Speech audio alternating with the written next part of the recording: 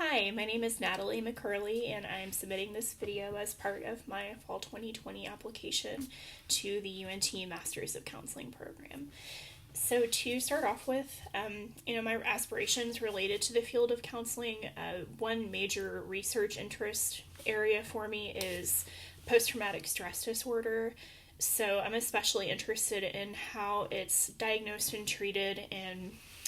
groups of people, populations that have been historically oppressed in our society. So the LGBTQ population, people of color, and then women especially, just to see how culture and other outside factors affect the way that it's diagnosed and treated. And then looking forward to kind of the rest of my career, one thing that I'm very interested in is becoming an LPC supervisor,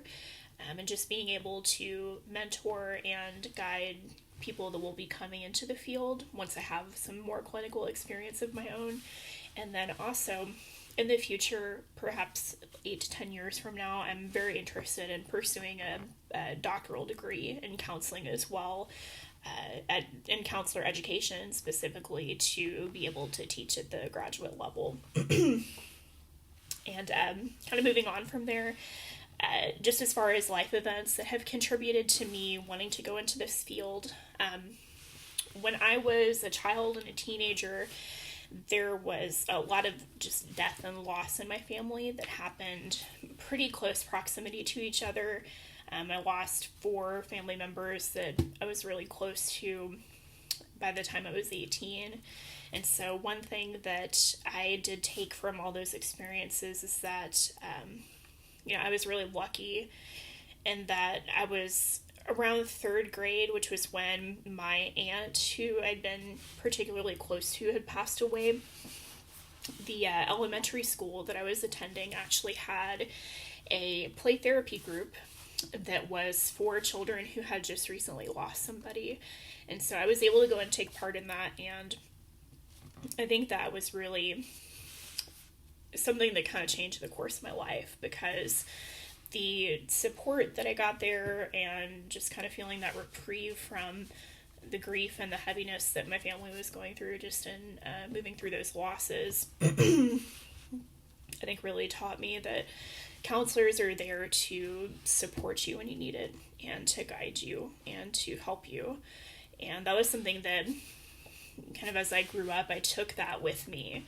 and it influenced me seeking out counseling at different points in my life. And now that I work for an organization that actually does free counseling for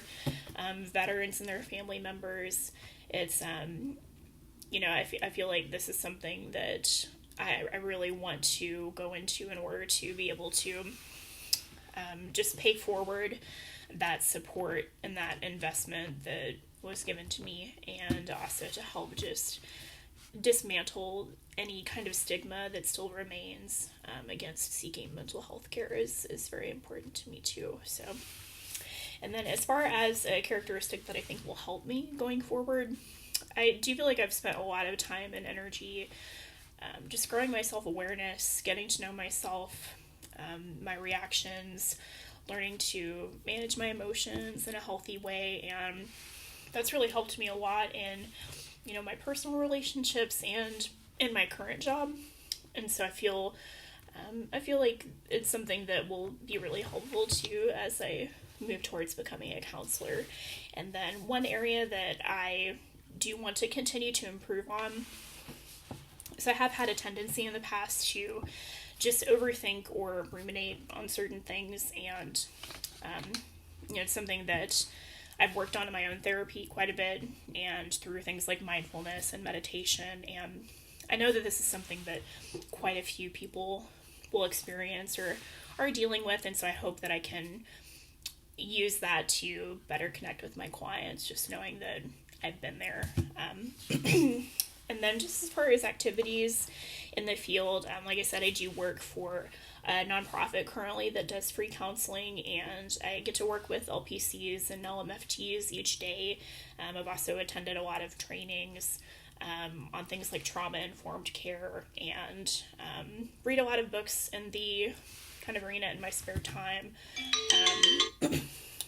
So anyway, just in closing, I want to say thank you so much for watching this. I hope that you're staying safe and healthy, and take care.